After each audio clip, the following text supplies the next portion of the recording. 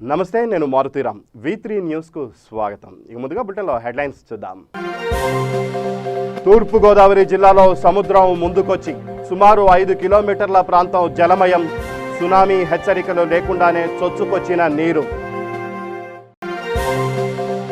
ఉండవల్లిలోని తన నివాసానికి చేరుకున్న చంద్రబాబు, లోకేష్ 65 రోజుల సుదీర్ఘ విరామం తర్వాత ఆంధ్ర రాష్ట్రంలో అడుగుపెట్టిన బాబు. టీటీడీ భూముల విక్రయాలపై స్పందించిన మంత్రి అవంతి. ధర్మకర్తల మండలి నిర్ణయాలను ప్రభుత్వం అమలు చేస్తోందని వ్యాఖ్య.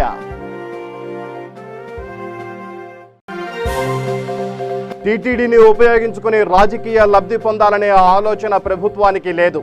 టీటీడీ ఆస్తుల విక్రయాలపై స్పందించిన ఎమ్మెల్యే చెవిరెడ్డి భాస్కర్ రెడ్డి. చంద్రబాబు విశాఖ పర్యటనపై ఎమ్మెల్యే గుడివాడ అమర్నాథ్ మండిపాటు.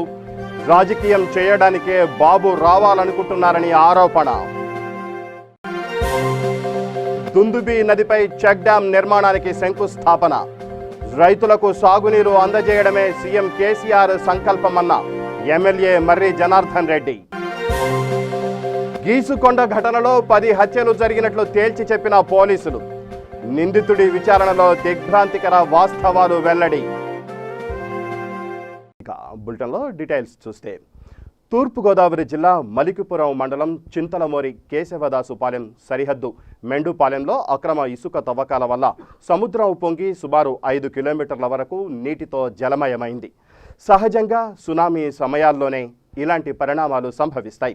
సునామీ హెచ్చరికలు లేకుండానే ఇలా జరగడం అధికారులను సైతం ఆశ్చర్యానికి గురి చేస్తోంది. సముద్రం ముందుకు రావడంతో అక్కడి పంట పొలాలన్నీ ఉప్పు నీటితో నిండిపోయాయి.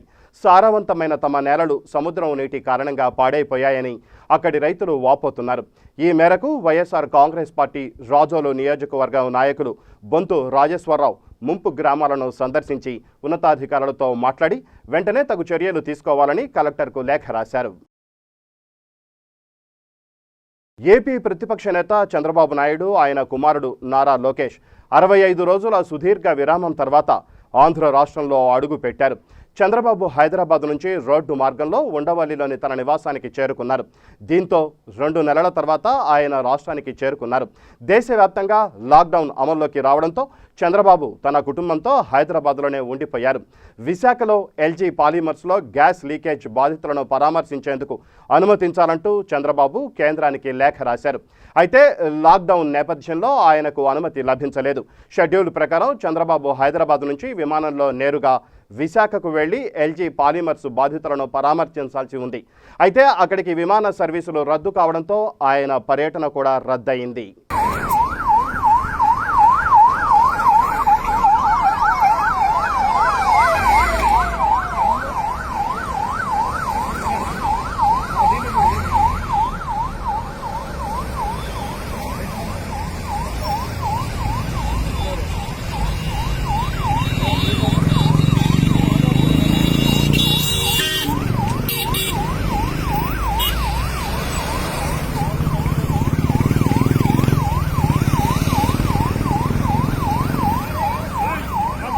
పరిశ్రమలు జనావాసాలకు దూరంగా ఉండాలని మంత్రి అవంతి శ్రీనివాస్ అభిప్రాయపడ్డారు. కానీ జనసాంద్రత పెరుగుతున్న నేపథ్యంలో పరిశ్రమలు ప్రజల మధ్యకు వస్తున్నాయని చెప్పారు. విశాఖలో జనావాసాల మధ్య ఉన్న పరిశ్రమలను గుర్తించడంపై ప్రభుత్వం టాస్క్ ఫోర్స్ కమిటీని ఏర్పాటు చేయడం జరిగిందని, వచ్చే నివేదిక ఆధారంగా ప్రభుత్వం తగిన చర్యలు తీసుకుంటుందని తెలిపారు. టీటీడీ భూముల విక్రయాలపై స్పందించిన మంత్రి ధర్మకర్తల మండలి నిర్ణయాలకు ప్రభుత్వానికి ఎలాంటి సంబంధము లేదని స్పష్టం చేశారు. కేవలం ధర్మకర్తల మండలి సభ్యులు తీసుకున్న నిర్ణయాలను అమలు చేస్తున్నారని అన్నారు. రాష్ట్రానికి కానీ దేశానికి కానీ ప్రపంచానికి కానీ పరిశ్రమలు కావాలి, పారిశ్రామికరణ జరగాలి. కానీ ఆ పరిశ్రమలు ఎలా ఉండాలంటే జనవాసాల దూరంగా ఉండాలి. ప్రజలు అయితే గతంలో జనవాసాల దూరంగా ఉండే పరిశ్రమలే పట్టణాల్లో జనాభా పెరగటం వలన ఆ పరిశ్రమలన్నీ కూడా మధ్యకు వచ్చేస్తుంది. సో ఇలాంటి పరిస్థితుల్లో అభివృద్ధి చెందిన నగరాలు ముంబై, చెన్నై, ఢిల్లీ అలాంటి నగరాల్లో ఏదైతే ఫ్యాక్టరీస్ జనవాసాల మధ్యన ఉన్నాయో అవన్నీ కూడా ఊరుబట్టి షిఫ్ట్ చేశారు. సో మనది కొత్తగా ఏర్పడిన రాష్ట్రం కాబట్టి మన రాష్ట్రంలో కూడా అలా చేయాలని గౌరవ ముఖ్యమంత్రి గారు చెప్పడం జరిగింది. వారు టాస్క్ ఫోర్స్ కూడా ఏర్పాటు చేశారు దీని మీద. ఆ టాస్క్ ఫోర్స్ కమిటీ ఐఏఎస్ ఆఫీసర్లతోటి మొదటగా విశాఖపట్నం నుంచి పని మొదలుపెట్టారు. ఎక్కడెక్కడైతే ఈ ప్రమాదకరమైనటువంటి పరిశ్రమలు జనవాసాల మధ్యలో ఉన్నాయో వాటికి ఏం చేయాలి అనేది ఒక డైరెక్షన్ ఇవ్వమని చెప్పారు. సో ఆ కమిటీ రిపోర్ట్ వచ్చిన తర్వాత తప్పనిసరిగా ఈ ప్రమాదకరమైన పరిశ్రమలని జనవాసాల మధ్య నుంచి బయట తరలించడం జరుగుతుంది. సో కాబట్టి ప్రజలు అలాంటి ఆందోళన గురికాల్సిన అవసరం లేదు. ముఖ్యంగా విశాఖపట్నం చుట్టుపక్కల చాలా పరిశ్రమలు ఉన్నాయి కాబట్టి సహజంగా ఉంటుంది. మన ఎల్జీ పాలిమర్స్ విషయంలో కూడా మీరు చూశారు, ఏ ముఖ్యమంత్రి చేయని విధంగా ఒక రకంగా ప్రజలకు సహాయం చేయడం పెద్ద ఎత్తున. రెండోది వందల కోట్ల రూపాయలు విలువైన స్టెరీన్ గ్యాస్ని మరి వెనక్కి తిరిగి పంపించేయటం. ఎందుకంటే ఆ పరిశ్రమ వల్ల కాదు అక్కడ ప్రజలు ఆందోళన చెందుతున్నారు, ఆ గ్యాస్ వల్ల ఆందోళన చెందుతున్నారు. కాబట్టి ఈ రోజున ఒక టన్ను కూడా గ్యాస్ లేకుండా బయటకు పంపించేశారంటే అదొక మంచి సాహసోపేత నిర్ణయం. సో దాన్ని ప్రజలంతా కూడా హర్షిస్తున్నారు. కాబట్టి ప్రజలకి ఎక్కడ ఇబ్బంది ఉందో, ప్రజలకు ఎక్కడ ప్రమాదం ఉందో అక్కడ తప్పనిసరిగా ప్రభుత్వం స్పందిస్తుంది. ఎంతటి వారైనా ఉపేక్షించే సమస్య లేదని ముఖ్యమంత్రి గారు తెలియజేస్తారు. ఇప్పుడు ఒకటే చెప్తున్నాను నేను, వాళ్ళ అధికారం ఉన్నప్పుడు చేస్తేనేమో మంచిది, మేము అధికారం ఉన్నప్పుడు చేసి చెడ్డది. తిరుమల తిరుపతి దేవస్థానం వెంకటేశ్వర స్వామి అంటే నమ్మని వాళ్ళు, భక్తి లేని వాళ్ళు ఎవరు ఉండరు మన రాష్ట్రంలో. అందరం కూడా మనకి కలియుగ దైవం ఆయన తీసుకునడానికి నిర్ణయాలు ప్రభుత్వానికి ఎటువంటి సంబంధం లేదు. ధర్మకర్తల మండలి ఉంది. గతంలో ధర్మకర్తల మండలి తీసుకున్న నిర్ణయాన్నే వీళ్ళు అమలుపరుస్తున్నారు, కానీ వీళ్ళు కొత్తగా తీసుకున్న నిర్ణయం లేదు. వెంకటేశ్వర స్వామి ప్రతిష్ట పెంచే విధంగానే వైసీపీ ప్రభుత్వం పనిచేస్తోందని వైఎస్ఆర్సీపీ ఎమ్మెల్యే చెవిరెడ్డి భాస్కర్ రెడ్డి స్పష్టం చేశారు. దేవుడి ఆస్తులను పెంచడానికే ప్రభుత్వం కృషి చేస్తోందన్నారు.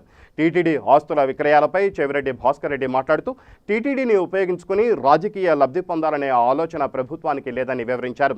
ప్రతిపక్ష నేత చంద్రబాబు నాయుడు సీఎంగా ఉన్నప్పుడే 100 ప్రాంతాల్లో టీటీడీ ఆస్తులు విక్రయించారని గుర్తు చేశారు.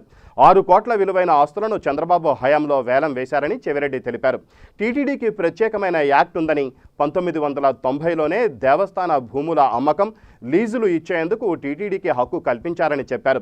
చంద్రబాబు అధికారంలో ఉండగా అప్పటి టీటీడీ చైర్మన్ చదలవాడ కృష్ణమూర్తి ఆధ్వర్యంలోనే ఈ నిర్ణయం జరిగిందని పేర్కొన్నారు. టీటీడీ ఆస్తులను అమ్మితే టీటీడీకి ఫండ్గా జమ అవుతుందని, ప్రభుత్వానికి కాదని చెప్పారు.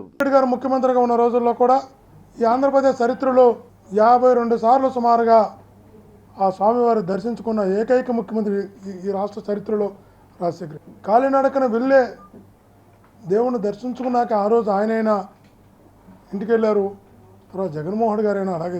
భగవంతుడి యొక్క తిరుమల తిరుపతి దేవస్థానాన్ని ఉపయోగించుకొని రాజకీయ ప్రయోజనం పొందాలని ఏ రోజు కూడా ఈ ప్రభుత్వం కానీ మా నాయకుడు కానీ ఆలోచించే ప్రశ్నే ఉండదు.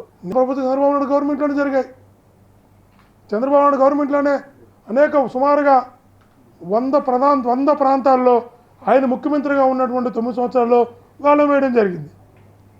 అది ఎవరు తప్పుపట్టలేదే. అది ఎందుకంటే ఆ బోర్డు తీసుకున్న నిర్ణయమే తప్ప ఆ రోజు ప్రభుత్వం తీసుకున్న నిర్ణయం కాదని అందరికీ తెలుసు. ఆ రోజు 6,47,18,776 రూపాయల 75 పైసలకు ఆ రోజు వేలం వేశారు. చంద్రబాబు నాయుడు ముఖ్యమంత్రిగా ఉన్నప్పుడు జరిగిన సంఘటనలే చెప్తున్నాం. 120 కాదని చెప్పండి. ఆయన ముఖ్యమంత్రిగా ఉన్నప్పుడు ఎక్కడ వేలం వేయలేదని చెప్పండి. జాతీయ టీటీడీ కార్పొరేషన్ ఫండ్కి ఇచ్చారు. ప్రతిపక్ష నేత చంద్రబాబు నాయుడు ఎందుకు విశాఖ రావాలనుకుంటున్నారని వైఎస్ఆర్సీపీ ఎమ్మెల్యే గుడివాడ అమర్నాథ్ రెడ్డి ప్రశ్నించారు. ఎల్జీ పాలిమర్స్ ఘటన జరిగి 3 వారాలు అవుతోందని, ఇప్పుడు వచ్చి బాధితులను చంద్రబాబు పరామర్శిస్తారా అంటూ దుయ్యబట్టారు. రాజకీయం చేయడానికే చంద్రబాబు రావాలనుకుంటున్నారని, పరామర్శకు కాదని ఆరోపించారు. గ్యాస్ బాధితులకు ముఖ్యమంత్రి వైఎస్ జగన్మోహన్ రెడ్డి ₹1 కోటి చొప్పున పరిహారం ఇచ్చారని, ఏ రాష్ట్రం కూడా ఇలాంటి ప్యాకేజ్ ఇవ్వలేదని గుడివాడ అమర్నాథ్ పేర్కొన్నారు. ఏ రోజు కూడా ఆయన పీల్చేటువంటి గాలిలో రాజకీయం, ఆయన మాట్లాడిన రాజకీయం, ఏది చేసినా సరే ఆయన 24 గంటలు రాజకీయంతోనే బతికేటువంటి వ్యక్తి అని చెప్పి అందరికీ తెలుసు. ప్రాణాలు పోయినటువంటి కుటుంబాల దగ్గర వెళ్ళి రాజకీయం చేస్తాడు. ఏదన్నా ఘటన జరిగినటువంటి ఆ ప్రాంతాలకు వెళ్ళి రాజకీయం చేస్తాడు. ఆయన అధికారంలో ఉన్న రాజకీయమే, ఆయన ప్రతిపక్షంలో ఉన్న రాజకీయమే. ఏ రోజు కూడా ప్రాంత అభివృద్ధి కోసం కానీ, ప్రాంతాలు బాగుండాలని కానీ, ఆ ప్రాంతంలో ప్రజలు నష్టపోతే వాళ్ళని అండగా నిలబడాలి కానీ ఏ రోజు కూడా తపన పడినటువంటి వ్యక్తి చంద్రబాబు నాయుడు కాదు. అదే సామెత చెప్పినట్టు ఊర్లో సామెత చెప్తారు. ఊర్లో దొంగలు పడిన 6 నెలల కుక్కలు మురిగినట్టు ఎప్పుడో 3 వారాల క్రితం ఘటన జరిగితే ఇప్పుడు వచ్చి ఏం చేస్తాడండి ఆయన? ఆయన దేనికి పర్మిషన్ పెట్టుకున్నారు అది కూడా మీకు తెలుసు. నిజంగా ఆయనకి చిత్తశుద్ధి ఉంటే, నిజంగా ఆ ప్రాంత ప్రజలను వెళ్ళి ఆ బాధితులతో మాట్లాడాలన్నటువంటి తపన ఆయనకుంటుంటే, ఆ రోజు ఇన్సిడెంట్ జరిగిన రోజు ఎవరికండి పర్మిషన్ పెడతాడు ఆయన?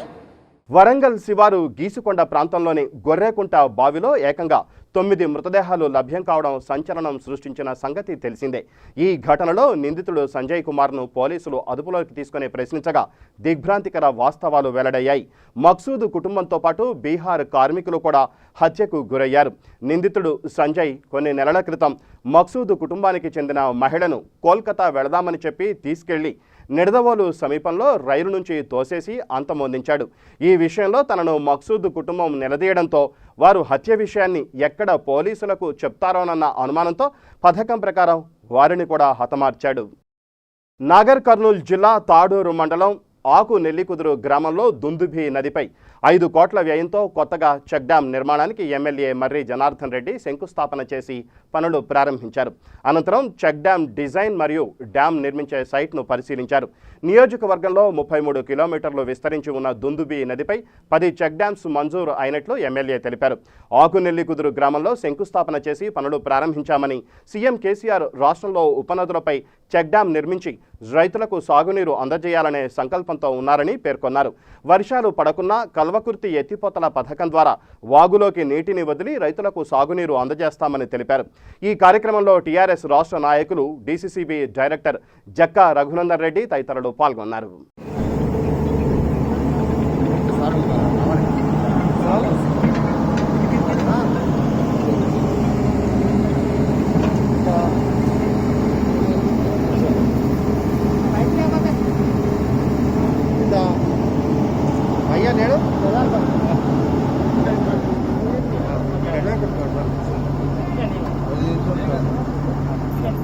ప్రత్యక్ష నారాయణుడు శ్రీ వెంకటేశ్వర స్వామివారి దివ్య ప్రసాదం పంపిణీ కార్యక్రమంలో భక్తులు పెద్ద ఎత్తున పాల్గొన్నారు.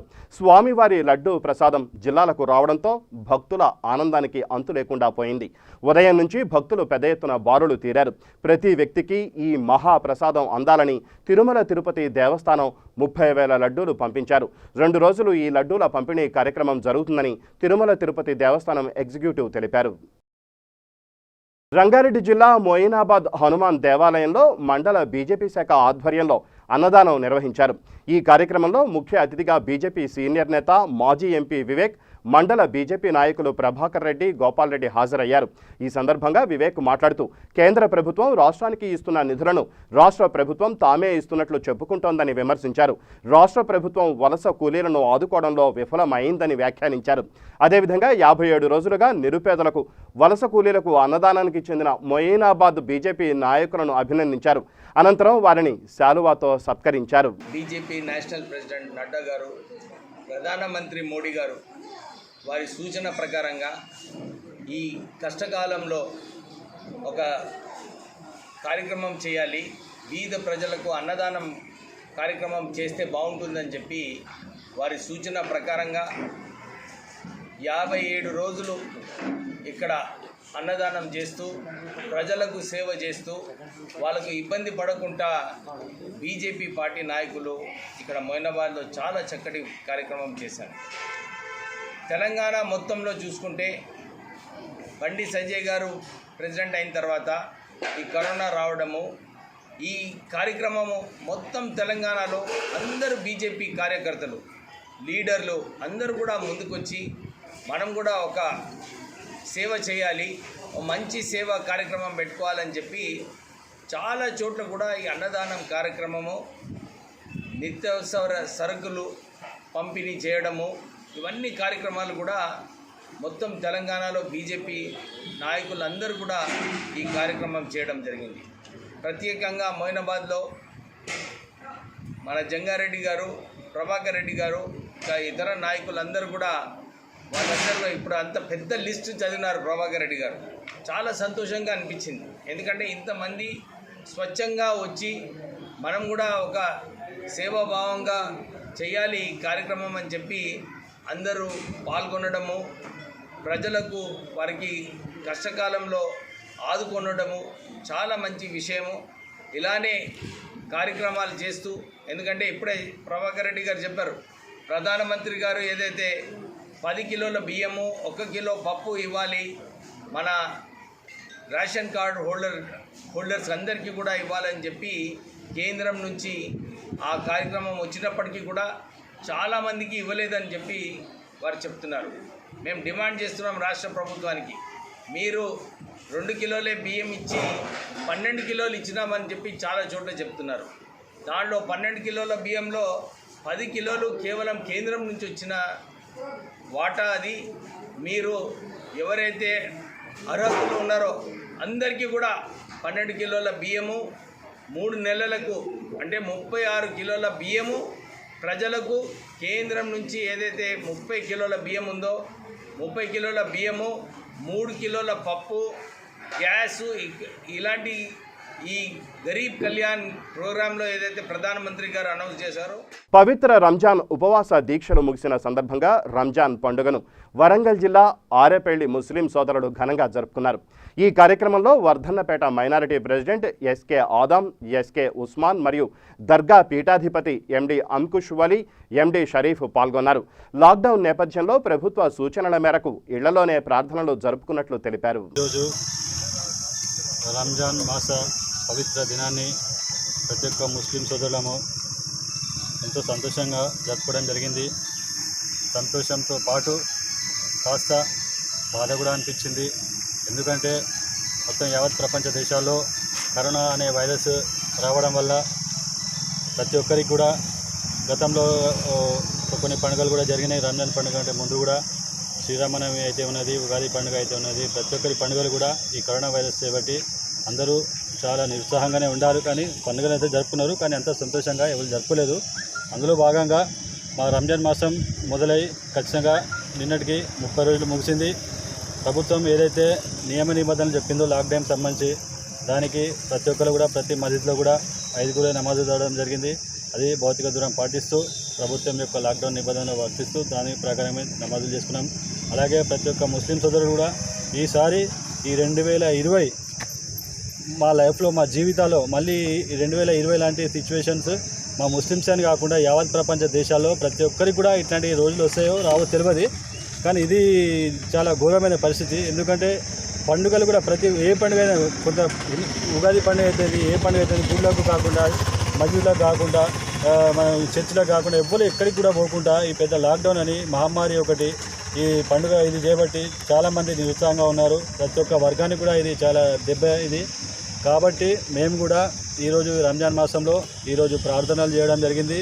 ముఖ్యంగా రాబోయే మా బక్రీద్ పండుగ ఉంది, మళ్ళీ ఇంకో 2 నెలల్లో మా బక్రీద్ పండుగ వచ్చే వరకు, మా బక్రీద్ పండుగ అని కాకుండా జనరల్గా ఏ పండుగ వచ్చినా కూడా ఆ పండుగ వచ్చే ముందు వరకు ఈ కరోనా వైరస్ మొత్తం ఈ ప్రపంచం నుంచి అదంతా పోవాలి. భారతదేశం కూడా ఒక ఫ్రీ కరోనా లాగా కావాలని చెప్పి మేము ప్రతి ఒక్కరు మేము కోరుకున్నాము. ఖమ్మం జిల్లా పెనుబల్లి ఏరియా ఆసుపత్రికి వెళ్లే రహదారికి వెంట డ్రైనేజ్ సమస్యలతో ఆసుపత్రికి వెళ్లే బాధితులు అనేక ఇబ్బందులు ఎదుర్కొంటున్నారు. రహదారిలో కనీస ఇంకుడు గుంతలు నిర్మించకపోవడంతో ఇళ్లలో నుండి వచ్చే మురికి నీరు రోడ్లపై ఏరులై పారుతోందని స్థానికులు వాపోయారు. దీనిపై అధికారులు స్పందించి చర్యలు తీసుకోవాలని కోరుతున్నారు. ఖమ్మం జిల్లా పెనుబల్లి మండలం పెనుబల్లి గ్రామ పంచాయతీ బీసీ కాలనీ అండి. గత 4 సంవత్సరాలుగా బీసీ కాలనీలో అన్ని డ్రైనేజీలు మూసిపోయినాయండి. మేము డ్రైనేజ్ ఇబ్బంది పడుకుంటా మేము ఓన్గా పైప్ లైన్ వేసేసి బయటికి పెట్టుకున్నామండి. దీనికి ఇంకుడు గుంటలు తవ్వించి ఇగో ఇలా వాటర్ మొత్తం రోడ్డుకే వెళ్ళిపోతున్నాయండి. కాబట్టి వీళ్ళు వాహనదారులు కూడా ఇబ్బంది పడుతున్నారు. ఈ నీళ్ళని, ఈ డ్రైనేజ్ సిస్టాన్ని కొంచెం పంచాయతీ వారు కలగజేసుకొని డ్రైనేజ్ సిస్టమ్ వేయించవలసిందిగా కోరుతున్నాం. చూస్తున్నారండి ఆ పందులు తిరిగేది ప్రతిరోజు ప్రతినిత్యం ఈ విధంగానే ఉంటుంది. ఇప్పుడున్న పరిస్థితుల ప్రకారం ఈ కరోనా ఎఫెక్ట్ వల్ల కూడా ఈ దోమలు నివారణ చర్యలు చేపట్టి ఈ డ్రైనేజ్ వ్యవస్థను మంచిగా చేయాల్సిందిగా మేము కోరుకుంటున్నాం. మనం ఇళ్లలో వాడుకునే వాటర్ డ్రైనేజ్ లేకుండా రోడ్డు మీద వచ్చి రోడ్డు అనేది చికాచికాగా అవుతుంది. దయచేసి ప్రభుత్వం ఈ రోడ్డు గురించి డ్రైనేజ్ గురించి కొద్దిగా దయచేసి మనం డ్రైనేజ్ చేయించగలరు. మేడ్చల్ జిల్లా మల్కాజ్గిరి రెవెన్యూ డివిజన్ పరిధిలోని జర్నలిస్టులకు జిల్లా కలెక్టర్ వాసం వెంకటేశ్వర్లు నిత్యావసర సరుకులు పంపిణీ చేశారు. ఈ సందర్భంగా పాలనాధికారి రంజాన్ పర్వదినం శుభాకాంక్షలు తెలియజేశారు. విపత్కర పరిస్థితుల్లో జర్నలిస్టుల సేవలు అద్భుతమని కొనియాడారు. అర్హులైన జర్నలిస్టులకు అక్రిడేషన్ కార్డు మంజూరు చేస్తామన్నారు. ఈ కార్యక్రమంలో జేసీ, ఆర్డీఓ మల్లయ్య, ఎంఆర్ఓలు, రెవెన్యూ సిబ్బంది తదితరులు పాల్గొన్నారు. సొంతంగా ఇబ్బందులు పడ్డాము. ఒక పూట తినకున్నా సరే ప్రజల ప్రాణాలు ముఖ్యమని ప్రజాప్రతినిధులు అయిపోయింది, అధికారులు అయిపోయింది, మన మీడియా మిత్రులు అయిపోయింది, ప్రజలు కూడా సహకరించి ఈరోజు మన కరోనాను కంట్రోల్ పెట్టే దిశలో మన మేడ్చల్ జిల్లా వస్తే మన మ్యాక్సిమం జిహెచ్ఎంసీ ఏరియాము. జిహెచ్ఎంసీ ఏరియాలో ఎక్కడ ఏ ఊళ్ళో కరోనా కేసు రాగానే ఇమ్మీడియట్గా అధికారులు అందరూ అక్కడ వెళ్ళారు. మీడియా అందరూ వచ్చారు. మీరు ప్రాణాలు తెగించి సైతం మీరు అక్కడ వెళ్ళారు. కొందరు మన మీడియా మిత్రులు కూడా కరోనా బాధ పడ్డారు. నిజంగా చాలా బాధ అనిపించింది ఆ కవరేజ్లో. అలా చెప్పలేక రాష్ట్రం కూడా మన ఎక్కడ అది కవరేజ్ చేయాలి, ప్రజలు తెలియాలి, అధికారులు అలర్ట్ చేయాలి, ప్రజాప్రతినిధుల ఉద్దేశంతో మీరు గవర్నమెంట్ కరోనా బాధ పడ్డారు. మీ గురించి మీరు ఆనందించలేదు, మీ కుటుంబాల గురించి ఆనందించలేదు, టైం లేదు. అలాంటి సమయంలో అందరూ ప్రభుత్వం, వీళ్ళు వలస కార్మికులు, వీళ్ళు పేద ప్రజలు, రేషన్ కార్డు లేని వారు, ఇలా రకరకాల ఇబ్బందులు పడితే ప్రభుత్వం నుంచి కూడా 12,000 బియ్యం ఇచ్చింది, 500 రూపాయల క్యాష్ ఇచ్చింది, అందరిని ఆదుకున్నది. ముఖ్యంగా వలస కార్మికులు కూడా. జగిత్యాల నియోజకవర్గ ముస్లింలకు ఎమ్మెల్యే డాక్టర్ సంజయ్ కుమార్ రంజాన్ పర్వదిన శుభాకాంక్షలు తెలియజేశారు. లాక్డౌన్ నేపథ్యంలో నియోజకవర్గ ముస్లింలంతా ఇళ్లలోనే ఉపవాస దీక్ష పాటించారని, రంజాన్ రోజున కూడా అందరూ ఇళ్లలోనే ప్రార్థనలు జరుపుకున్నారని తెలిపారు. कॉन्स्टिट्यूंसी के मुसलमान भाइयों को, बहनों को, सब लोगों को रमज़ान मुबारक। इस साल पूरा दुनिया कोरोना से तकलीफ में भी मुसलमान यहाँ और दुनिया में हर एक जगह 30 दिन रोज़ा रह के हर दिन अल्लाह से दुआ करें। जो रमज़ान के महीने में आप लोग भूखा रह के दिन पूरा, इतना गर्मी में भी पानी बगैर खाना, इतना गर्मी भी बगैर खाना नहीं खा के भूखा रह के 5 बार नमाज करके कुरान पढ़ के अल्लाह से आप जो दुआ करें ज़रूर कबूल होंगे। अब तो पूरे दुनिया कोरोना से तकलीफ में है, कभी भी नहीं सुने। आज मक्का मस्जिद में भी बंद है, वहाँ भी वैसा दिक्कत के समय में पूरे मुसलमान भी सरकार जैसा बोले वैसे ही सुन के फिजिकल डिस्टेंस होने दो, लॉकडाउन होने दो, हर एक केसीआर साहब क्या आदेश दिए तो पालन करें। मैं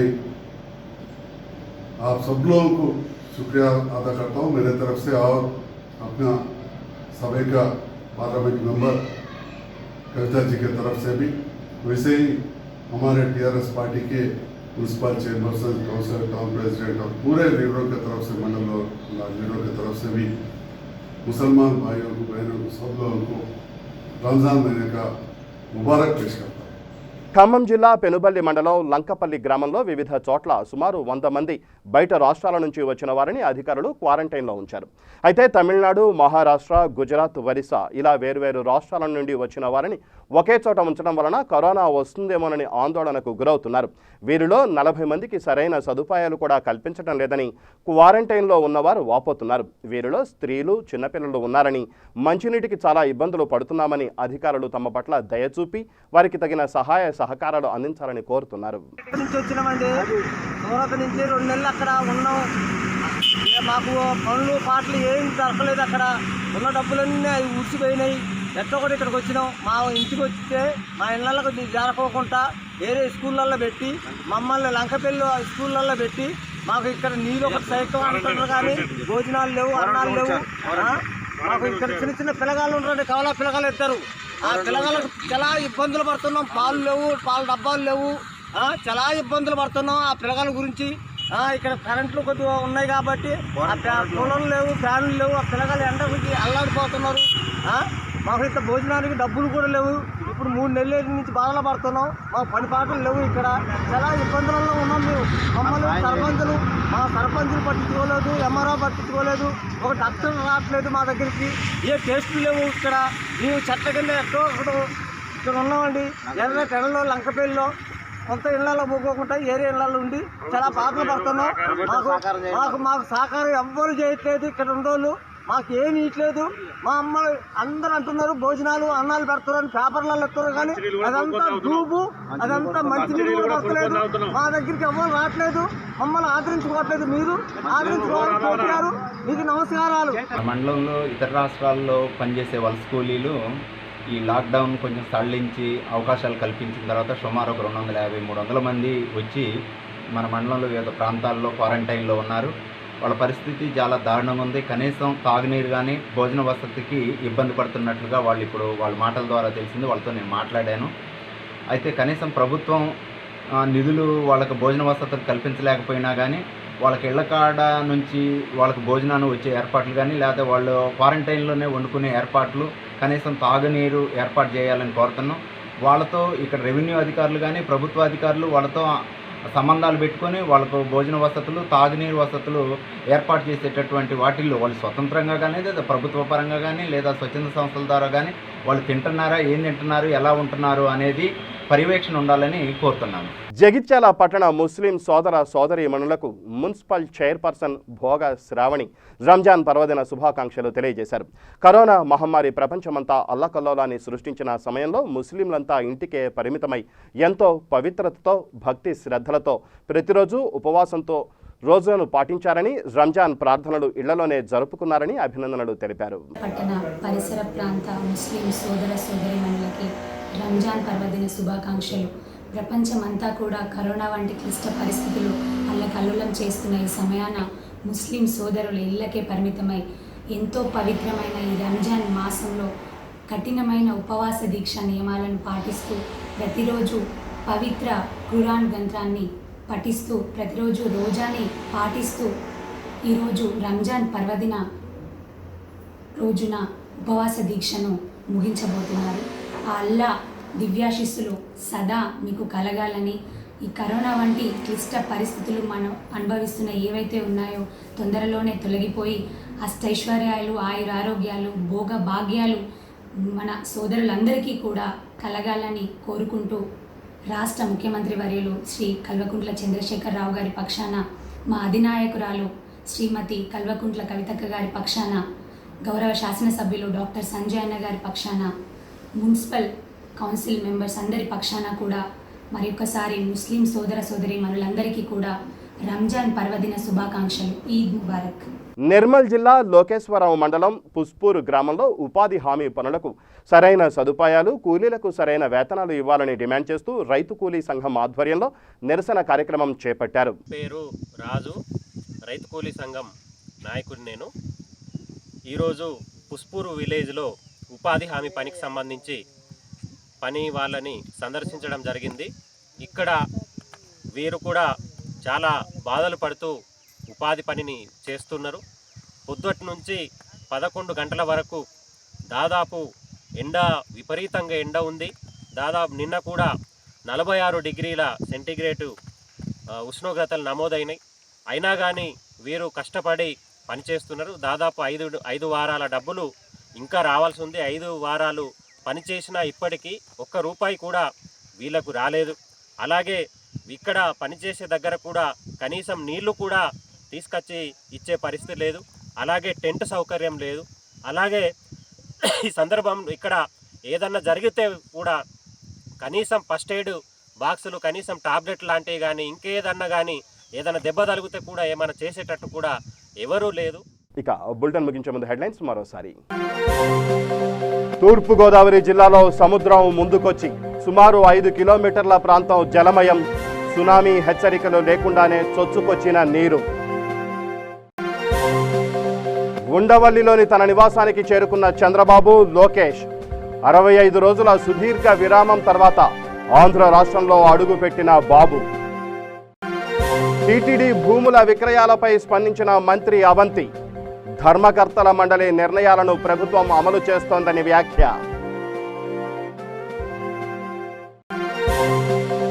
టీటీడీని ఉపయోగించుకుని రాజకీయ లబ్ధి పొందాలనే ఆలోచన ప్రభుత్వానికి లేదు. టీటీడీ ఆస్తుల విక్రయాలపై స్పందించిన ఎమ్మెల్యే చెవిరెడ్డి భాస్కర్ రెడ్డి. చంద్రబాబు విశాఖ పర్యటనపై ఎమ్మెల్యే గుడివాడ అమర్నాథ్ మండిపాటు. రాజకీయం చేయడానికే బాబు రావాలనుకుంటున్నారని ఆరోపణ. దుందుబి నదిపై చెక్ డ్యాం నిర్మాణానికి శంకుస్థాపన.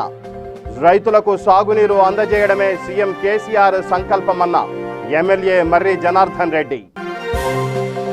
గీసుకొండ ఘటనలో 10 హత్యలు జరిగినట్లు తేల్చి చెప్పిన పోలీసులు. నిందితుడి విచారణలో దిగ్భ్రాంతికర వాస్తవాలు వెల్లడి. ఇవి ఈ బులెటిన్ విశేషాలు. నమస్కారం.